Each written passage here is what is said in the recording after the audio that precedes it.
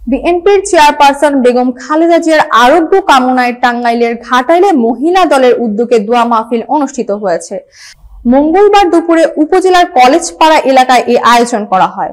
দোয়া মাহফিল আয়োজনের দায়িত্বে ছিলেন ঘাটাইল উপজেলা মহিলা দলের নেতৃবৃন্দ, যা বিএনপির চেয়ারপারসনের উপদেষ্টা ও সাবেক মন্ত্রী বীর মুক্তিযোদ্ধা লুৎফর রহমান খান আজাদের নির্দেশে সম্পন্ন হয়।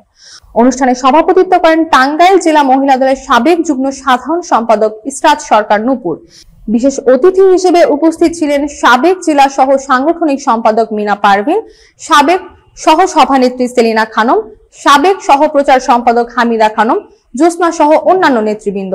এ সময় নেতাকর্মীরা দেশবাসীর কাছে দোয়া চেয়ে বলেন, দেশ নেত্রী বেগম খালেদা জিয়া গণতন্ত্রের মা ও আপসহীন নেত্রী। তিনি দেশের মানুষকে সন্তানের মতো আগলে রেখেছেন। এখন তিনি অসুস্থ। আমরা আল্লাহর কাছে দোয়া করি যেন তিনি দ্রুত সুস্থ হয়ে আমাদের মাঝে ফিরে আসেন।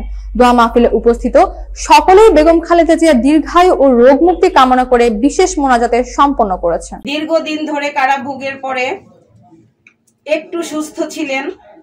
স্বৈরাচার ফ্যাসিস্ট হাসিনা সরকার সুস্থ একজন মানুষকে কারাগারে নিয়ে দীর্ঘদিন প্রয়োজন দিয়ে তাকে তিলে তিলে শেষ করে দিয়েছে।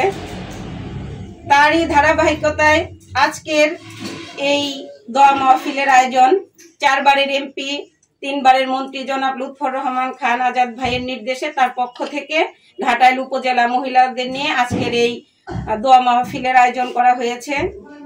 আমরা অত্যন্ত মর্মাহত শোকাহত, যিনি আমাদের মা আপসহীন নেত্রী, যিনি কোনোদিন অন্যায়ের কাছে মাথা নত করেন নাই।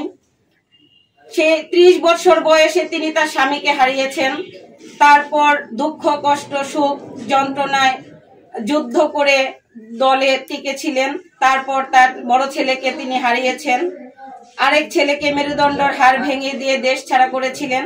তাকেও বলেছিলেন আপনি দেশ ছেড়ে চলে যান, আপনার ছেলেকে আপনাকে মুক্ত করে দেওয়া হবে।